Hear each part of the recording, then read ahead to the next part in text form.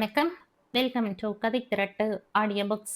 இந்த வீடியோல நம்ம என்ன கதை கேட்க போறோம்னா, வெண்பனி மலரே கதையின் 4வது பகுதி. நம்ம சேனலை இதுவரைக்கும் சப்ஸ்கிரைப் பண்ணாதவங்க சப்ஸ்கிரைப் பண்ணுங்க. பக்கத்தில் இருக்கிற பெல் ஐகானை கிளிக் பண்ணி ஆல்ங்கிற ஆப்ஷனை ப்ரெஸ் பண்ணுங்க. ஸோ தட் நான் போடுற கதைகளை உடனுக்குடனே நீங்க கேட்கலாம். வாங்க கதைக்குள்ள போகலாம். பெரிதாய் சாதித்த மிளிர்வு அவளிடத்தில். இப்படியெல்லாம் காதலும் ஆர்ப்பாட்டமுமான ரசனைக்காரி ஒருத்தி தனக்குள் ஒளிந்து கொண்டிருக்கிறாள் என்பதே யயாதிக்கு வியப்பாகவும் குதூகலமாகவும் இருந்தது. இதைவிட ததும்பும் பருவத்தில் காதலுக்கு ஒப்புக்கொடுத்து கடமைகளை மறந்து அதன் பின்னாக ஓடியவர்களை எல்லாம் அவள் அறிவாள். ஏன் தாரணி கூட காதல் மனம் புரிந்தவள்தான். அந்த நாளில் எல்லாம் அந்த புரியாத உணர்வு மீது ஒருவித வியப்பு அவளுக்கு இருக்கும். காதல் என்பது ஆண் பெண் கலப்படம். அந்த கலப்படத்துக்கு எதற்கு இத்தனை மெனக்கெடல் என்று சிரித்திருக்கிறாள். தாராவின் காதல் கதைகளை சுவாரஸ்யம் இல்லாமல் கேட்டு உச்சு கொட்டியிருக்கிறாள். ஆனால் இன்று அந்த உயிர்கொல்லி நோய் அவளையும் பற்றி கொண்டது. அவளுடைய சூழலும் தனிமையும் அவள் கழுத்தை பிடித்து காதலுக்குள் தள்ளுகிறதோ என்று பல்லவிக்கும் தோன்றியது. 3 வருடங்களாய் அவளை அறிந்தவள் தன் சூழ்நிலைக்கு உணர்ச்சிகளை முட்டுக் கொடுக்க இயலாமல் போராடுகிறாள் என்பதை உணர்ந்தவளுக்கு அவள் காதல் வயப்பட்டதில் பெரிய வியப்பே இல்லை. உன் மனசுக்கும் குணத்துக்கும் எல்லாமே நல்லதாத்தான் யயா நடக்கும். உன்னை மறுக்கவும் வெறுக்கவும் எந்த காரணமும் இல்லை. தோழியின் முகத்தை ஏந்தி நெற்றியில் முத்தம் வைத்து ஆசிர்வதித்தாள் பல்லவி. நல்லவர்களுக்கு நல்லது மட்டும்தான் நடக்கும் என்ற எந்த ஒரு குறைந்தபட்ச உத்தரவாதத்தையும் காலமும் கடவுளும் தந்திருப்பதாய் நினைவில்லை. கற்பனையின் அழகு நிஜத்தில் கை சேரும்போது கிடைப்பதில்லை. அன்பென்ற அட்சய பாத்திரத்தை ஏந்தி கொண்டு அதே அன்பை பிச்சையாய் இட சொல்லி செல்ல போகிறாள் ஒரு பேதை. காதல் என்ற நெருப்பு சல்லடையில் சலித்து சலித்து தூக்கி எறியப்பட்ட புழு துண்டு அவன். எந்த கத்தியில் காயப்பட்டானோ அந்த கத்தியை இனி அவன் வாழ்நாளில் தீண்ட மாட்டான். நானே எனக்கு பகையானேன். என் நாடகத்தில் நான் திரையானேன். தேனே உனக்கு புரியாது. அந்த தெய்வம் வராமல் விளங்காது. விதியும் மதியும் வேறம்மா. அதன் விளக்கம் நான் தான் பாரம்மா. மதியில் வந்தவள் நீயம்மா. என் வழி மறைத்தாள் விதியம்மா. ஜிப்ரா ரோலர் பிளைண்ட் கர்ட்டனை மேலேற்றி அறையை முழுக்க வெளிச்சமாக்கி வைத்தான். அறையில் தவழும் மாசு மறுவற்ற வெளிச்சமே அவனை எப்போதும் நேர்மறையாய் வைத்திருக்கும் பெரிய சக்தி. கண்ணாடியை ஊடுருவிக் கொண்டு வெயில் வந்து அறைக்குள் தஞ்சமடைந்திருந்தது. பிரதான சாலை என்பதால் போக்குவரத்து உருண்டோடிக் கொண்டிருந்தது. லூப்ரிகன் சாலையில் கட்டுமானத்தில் இருக்கும் ஒரு பெரிய ஹோட்டலுக்கு ஷாண்ட்லியர் உட்பட ஏராளமான நாகரிக விளக்குகள் சப்ளை செய்ய வேண்டும் என்பதால் நேரில் சென்று எண்ணிக்கையை தெளிவுபடுத்தி கொண்டு வந்திருந்தான். மேசை மேல் அன்றைய நாளில் அவன் பார்வைக்கு வரவேண்டிய கடிதங்கள் இருந்தன.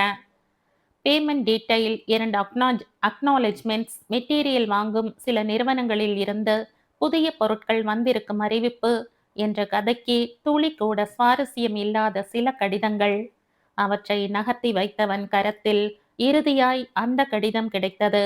முத்திரை உரைக்குள் இருந்த கடிதம் மேற்பரப்பில் அழகான கையெழுத்தில் வைகரை வருணன் என்று எழுதி முடிவில் சின்னதாய் ஒரு மேகத்துண்டை வரைந்து அதில் இருந்து மழை பொழிவது போன்று ரசனையாக தீட்டியிருந்தார்கள். கையெழுத்தில் இருந்த மென்மையான வளைவு நெளிவு தன்னை பிறப்பித்தது ஒரு பெண் என்று சொல்லாமல் சொல்ல உரையை கிழித்து பார்த்தான்.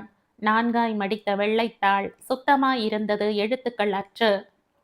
அதிகம் யோசிக்காமல் கடிதத்தை ஹோல்டரில் சொருகிவிட்டு தன்னுடைய வேலைகளில் ஆழ்ந்து போனான். அடுத்து வந்த நாட்களில் அவனுடைய அன்றாட பரபரப்பில் மூழ்கி இருக்க இடையில் ஒரு நாள் அது போன்ற இன்னொரு கடிதம். அதே மேகம், அதில் இருந்து கசியும் நீர்த்துளி கூட மாசுபடாத வெள்ளைத்தாள் இல்லை. இந்த முறை miss you, I am sorry என்ற வார்த்தை சட்டென்று உடம்பு குலுங்கி அடங்கியது. நொடியில் நினைக்க கூடாத அத்தனையும் நினைத்து ஓய்ந்திருந்தது சிந்தனை. கவரை திருப்பி முகவரியையும் அஞ்சல் முத்திரையையும் பார்த்தான். சென்னையில் இருந்துதான் போஸ்ட் ஆகி இருப்பதாய் காட்ட இது அவளாக இருக்குமோ என்ற சிந்தனையே மிரட்டியது. அவள் இல்லை, அவளாக இருக்கவும் முடியாது. அவனுக்கு கிடைத்த தகவல் படி வெளிநாட்டில் கணவர் குழந்தை என்று நிம்மதியாக வாழ்கிறாள். எத்தனையோ முறை வைகரையை சந்திக்க அவள் எடுத்த முயற்சிகளை வைராகியத்தில் முறித்து எறிந்திருக்கிறான். அவள் அழைத்த எண்களை நிர்தாட்சண்யமாய் பிளாக் செய்திருக்கிறான். அது கூட சில காலம்தான். மெல்ல மெல்ல எல்லாமே மறந்தும் போனது. இப்போது வந்த இந்த புது கடிதம் பழைய நினைவுகளை துளிர்க்க வைத்திருக்க கொஞ்சமாய் தடுமாறி போயிருந்தான் வைகரை.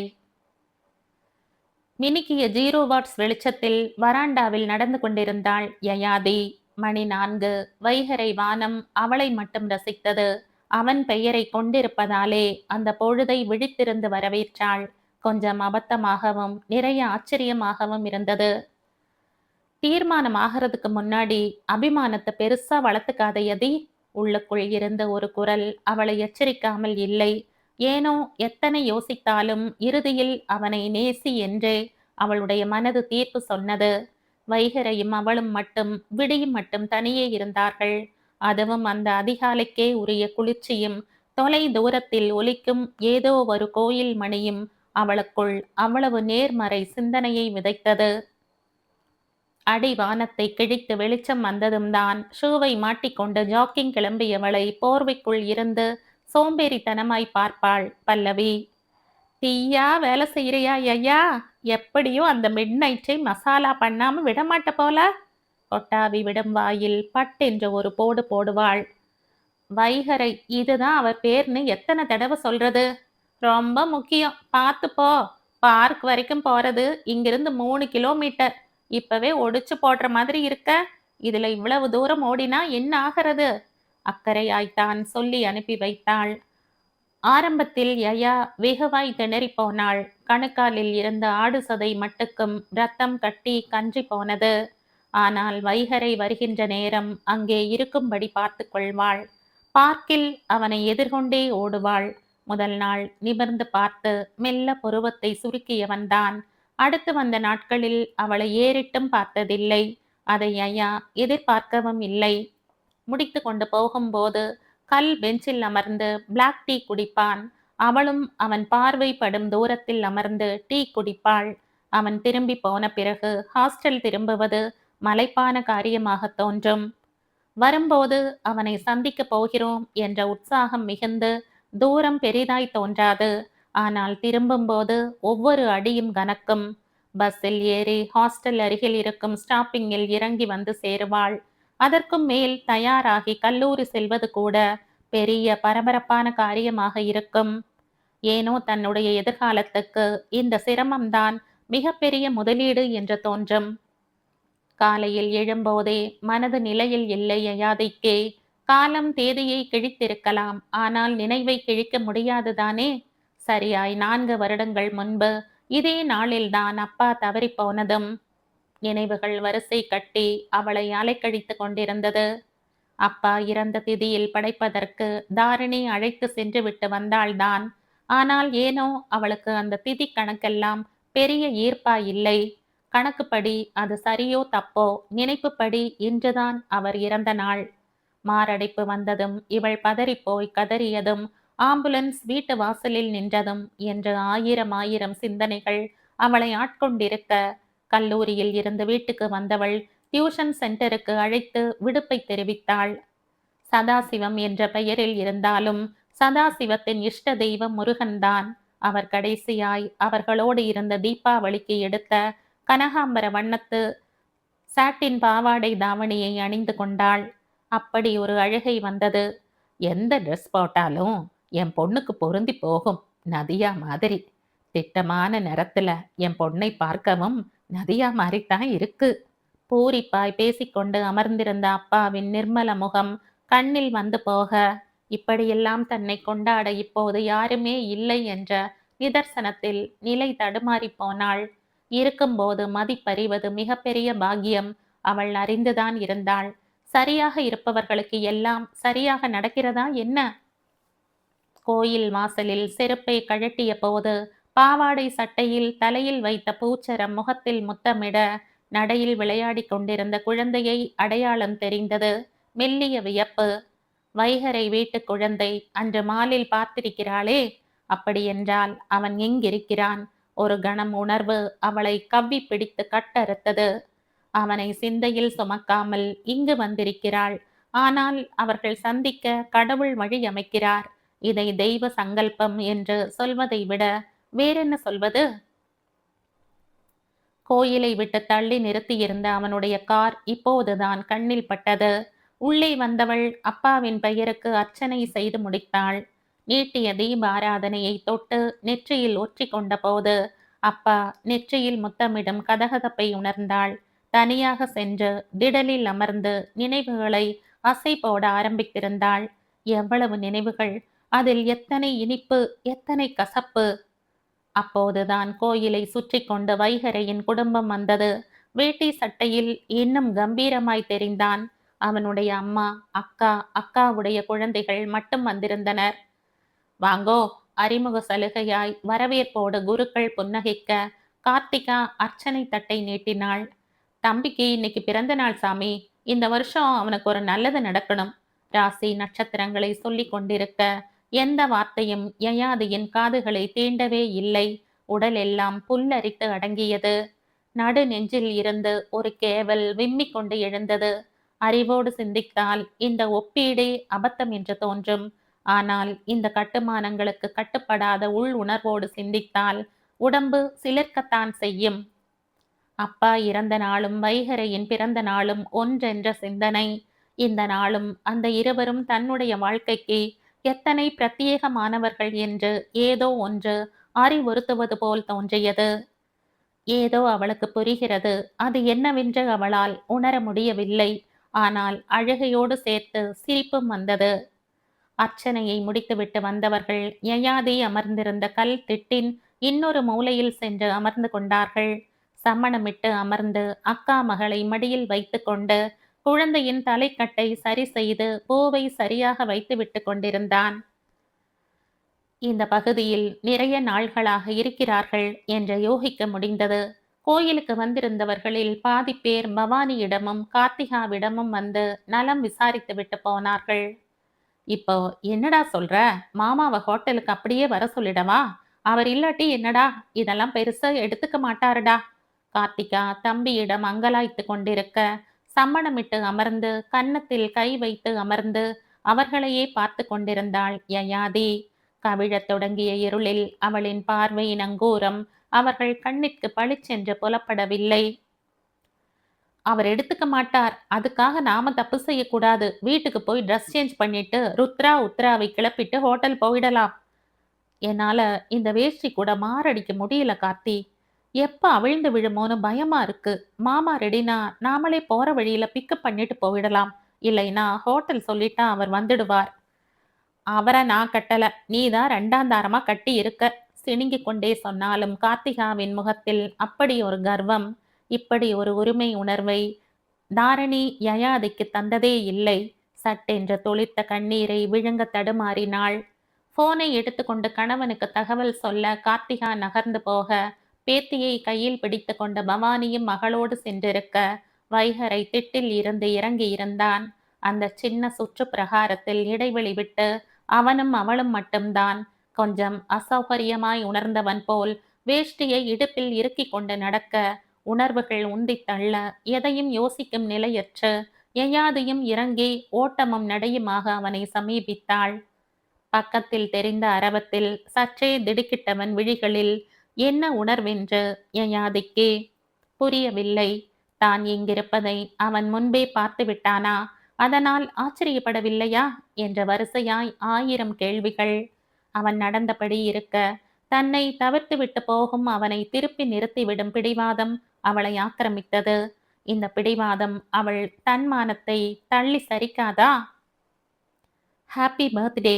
அவளின் குரல் அழுத்தமாய் வர அப்படியே நின்றான். ஆனால் திரும்பி அவளை பார்க்கவில்லை. உணர்வுகள் அலையென எழுந்து அவன் உணர்ச்சிகளை பதம் பார்த்தது. 10 நொடிகளில் தன் உணர்வுகளை கட்டுப்பாட்டுக்குள் கொண்டு வந்தவன் தன் நடையை தொடர்ந்தான். யயாவுக்கு முகம் தொங்கி போனது. ஆனாலும் அவளோடு பிறந்த பிடிவாதம் பிடித்தளராமல் அப்படியே சுருளாமல் நின்றது. இன்னும் ஒரு பிடி சத்தம் கூடுதலாய் சொன்னாள். Many more happy returns of the day. உங்களுக்குத்தான் சொல்றேன் மிஸ்டர் வைகரை வருணன். குரலில் பிசிரே இல்லை. சட்டென்று நின்றவன் விருட்டென திரும்பி அவளின் முகம் பார்த்தான்.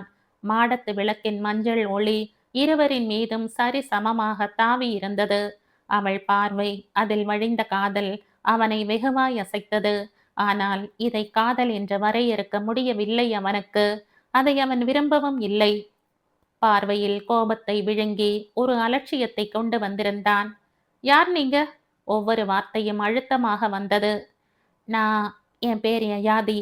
அன்னைக்கு தாரா கூட உங்க கடைக்கு. திணறிக் கொண்டிருந்தவளை கையை உயர்த்தி பேச்சை கத்தரித்தான். So what?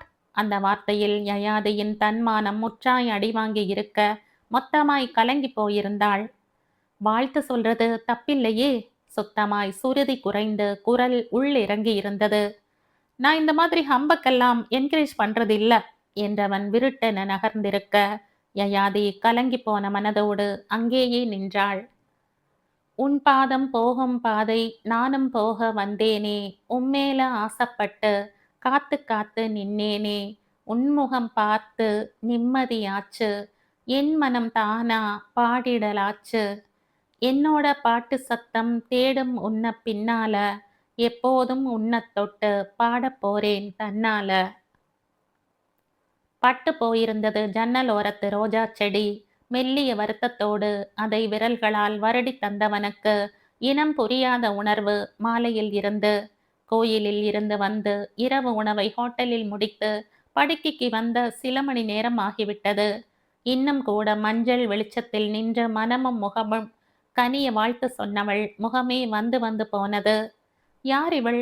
எதற்காக சில நாள்களாய் தன்னை பின்தொடர்கிறாள் என்ற இமாலய கேள்வி அவனை முள்ளாக உறுத்தி கொண்டிருந்தது.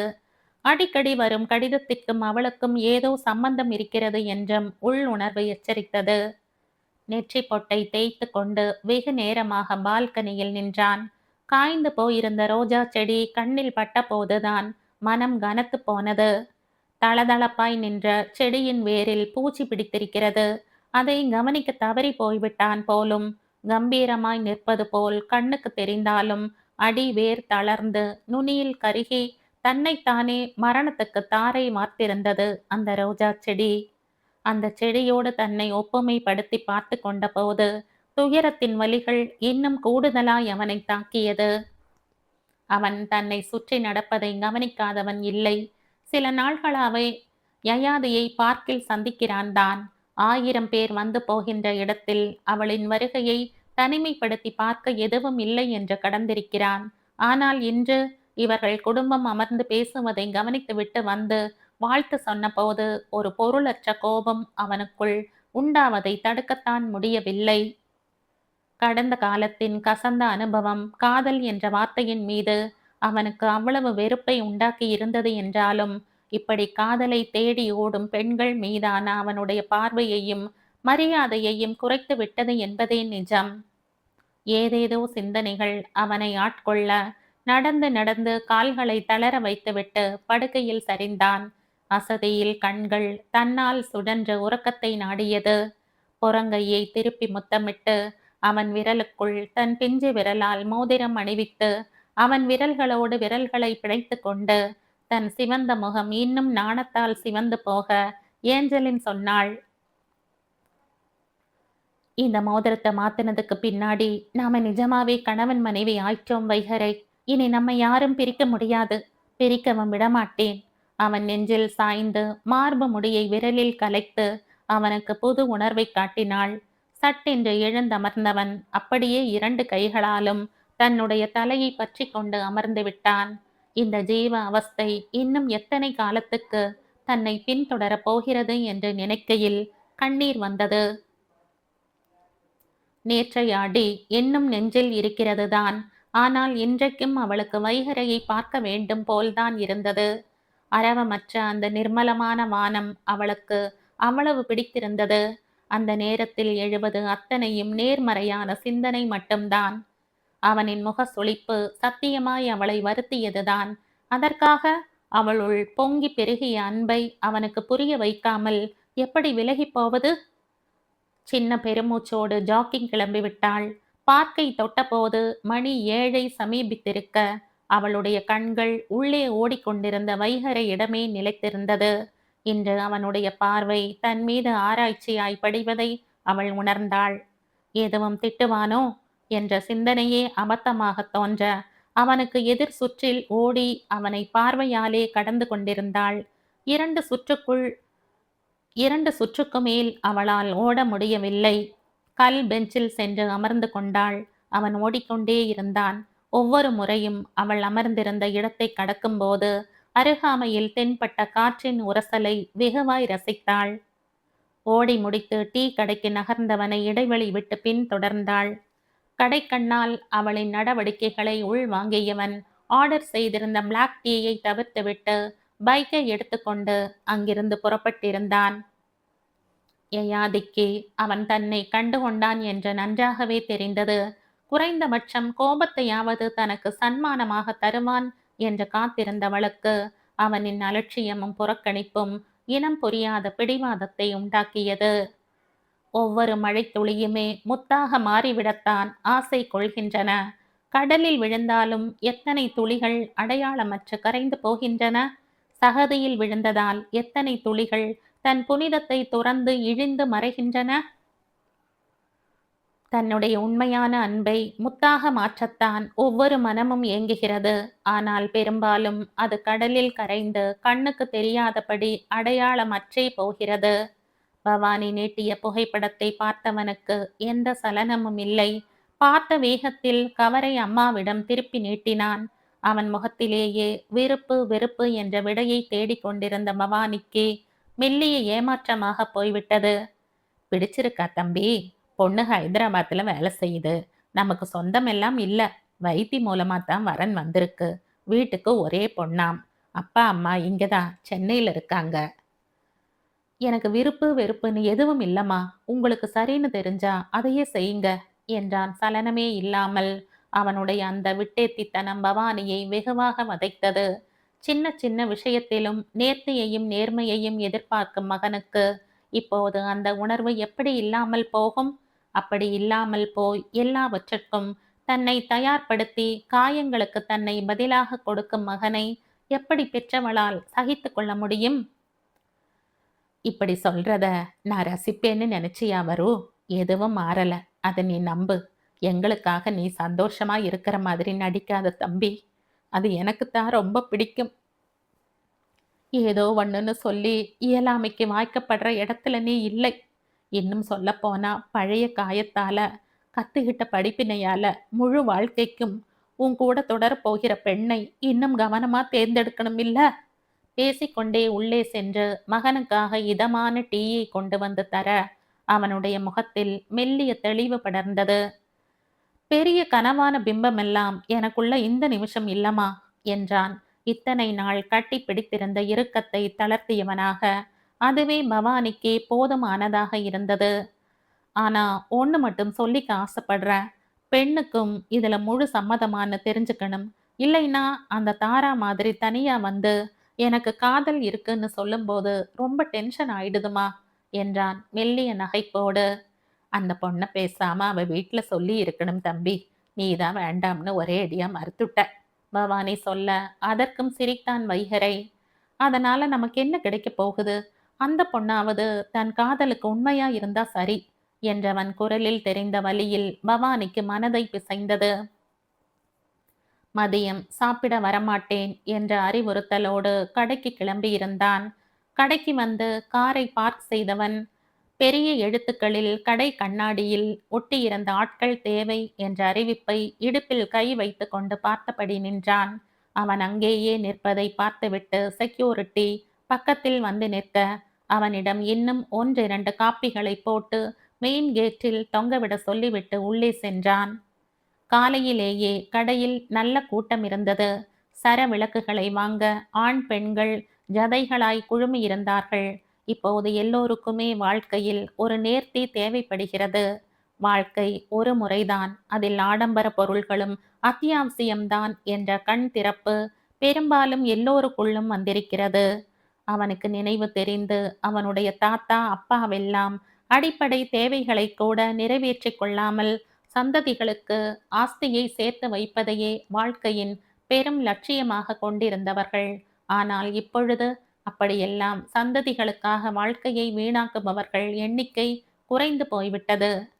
நல்ல கல்வியை குழந்தைகளுக்கு தந்து சிறப்பான வாழ்க்கைக்கு கை தூக்கி விட்டு விடுகிறார்கள். அதற்கு மேல் மேற்கொண்டு நிலைப்படுவதும் நீர்த்துப் போவதும் அவரவர் சாமர்த்தியம். தோ இப்போது கூடியிருக்கும் கூட்டமே அதற்கு சான்றாக நிற்கிறது. முன்பெல்லாம் இது போன்ற கடைகள் மேல் தட்டுக்கானது என்ற வர்க்க பாகுபாடு இருக்கும். ஆனால் இப்போது வெகு சாதாரணமானவர்களும் இது போன்ற அலங்காரங்களுக்கும் ஆசைகளுக்கும் நேரத்தையும் பணத்தையும் செலவு செய்கிறார்கள். மெல்லிய முறுவலிப்போடு அவர்களை பார்த்துவிட்டு மேலே தன்னுடைய அறைக்கு சென்றான். அவனை பின்தொடர்ந்து மேனேஜர் தாஸ் அறைக்கு வந்து நின்றார். சொல்லுங்க தாசண்ணா, ஏதாவது விஷயம் இருக்கா? தாஸ் சிதம்பரத்து காலத்திலேயே அவர்கள் கடையில் வேலை செய்தவர்.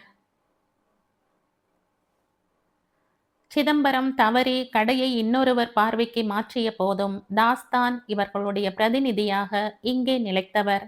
இப்போது வைகரை மேலே வர வர தாசையும் தன்னோடு பிணைத்து கொண்டான். நீங்க சொன்ன மாதிரியே வெளியில போர்டு போட்டாச்சு தம்பி. ஆனாலும் இதுக்கு பதில் ஏஜென்சிக்காரனுக்கு வாண்டட் லிஸ்ட் அனுப்பியிருந்தா நமக்கும் இக்கல் பிக்கல் இல்லாம ஆள்கள் வேலைக்கு கிடைச்சிருக்கும். தாஸ் எதிரில் இருந்த நாற்காலியில் அமர்ந்து கொண்டார். இல்ல தாசண்ணா, நான் அப்படி யோசிக்கல.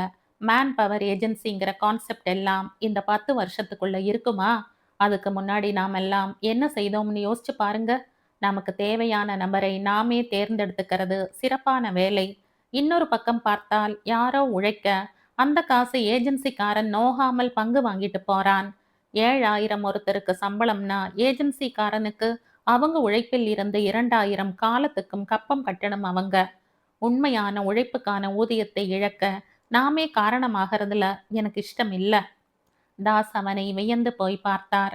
தனக்கு பிரச்சனை இல்லாமல் இருக்கட்டும் என்ற இப்போது எல்லோருமே ஏஜென்சிகளை நம்பித்தான் பொறுப்புகளை கை மாற்றிக் கொள்கிறார்கள். இதில் முதலாளிகள் தரப்பிற்கென்று எந்த நஷ்டமும் இல்லை.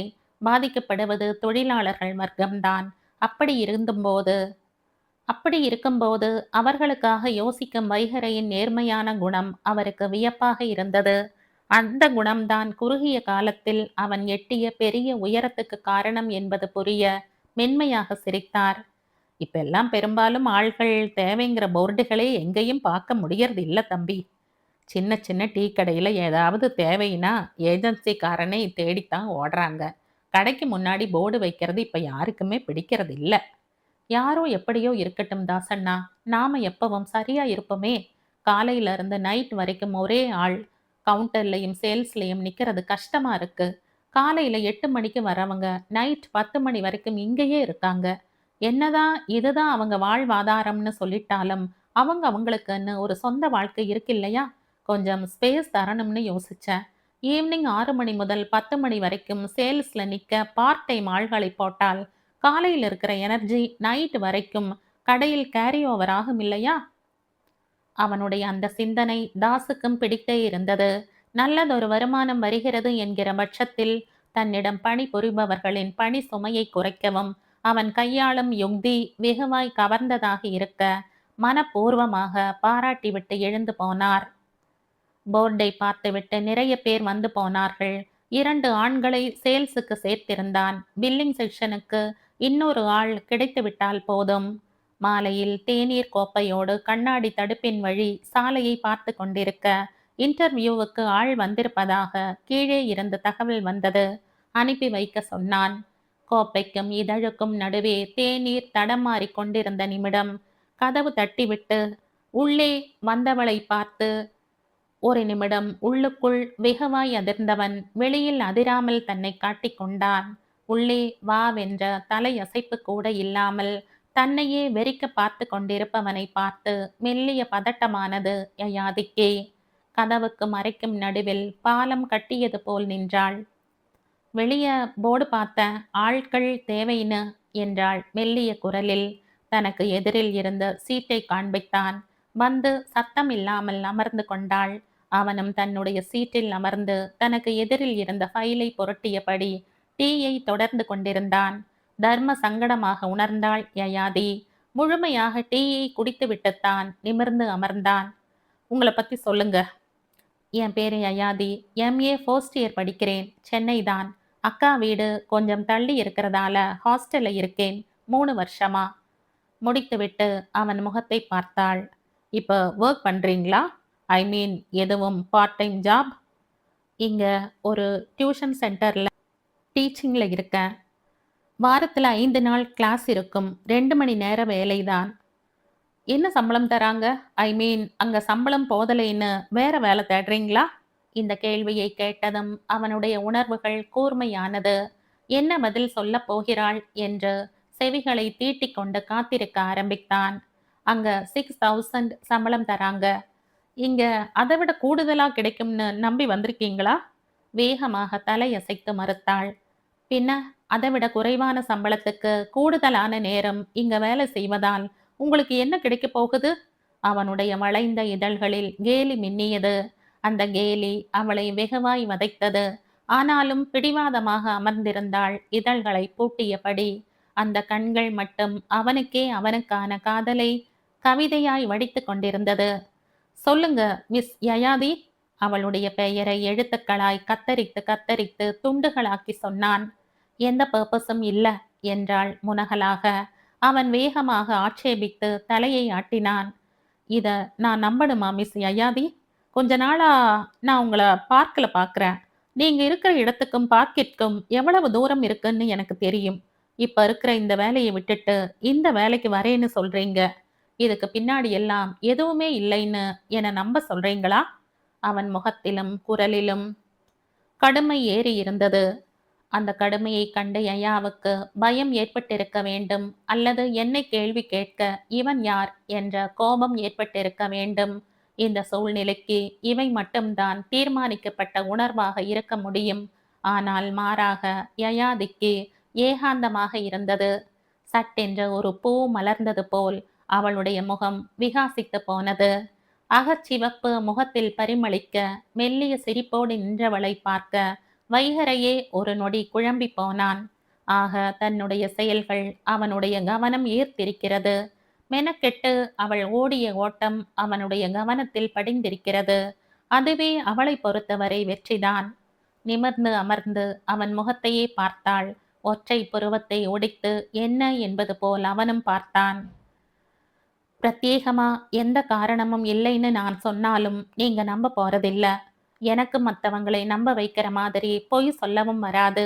உண்மையை சொல்லணும்னா என்றவள் மெல்லிய தயக்கத்தோடு அவன் முகத்தை பார்த்தாள். எனக்கு எனக்கு உங்களை ரொம்ப பிடிச்சிருக்கு. I think I love you so much. எதிரில் இருந்த டேபிளின் முனையை தன்னுடைய ஆதரவிற்கு பற்றி கொண்டவள் எந்த சலனமும் இல்லாமல் சொல்லி முடித்திருந்தாள்.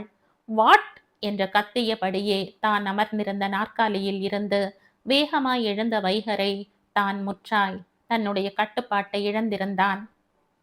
அவனுடைய இந்த நடவடிக்கை யயாதிக்கு சற்று விசித்திரமாக இருந்தாலும் மெல்லிய நடுக்கத்தோடு அவன் முகம் பார்க்க இன்டர்காமை எடுத்தவன் தாஸை வர சொல்லியிருந்தான். 10 செகண்டிற்குள் அவர் அறைக்குள் இருந்தார். இந்த கதையின் தொடர்ச்சியை அடுத்த பதிவில் கேட்கலாம். நன்றி.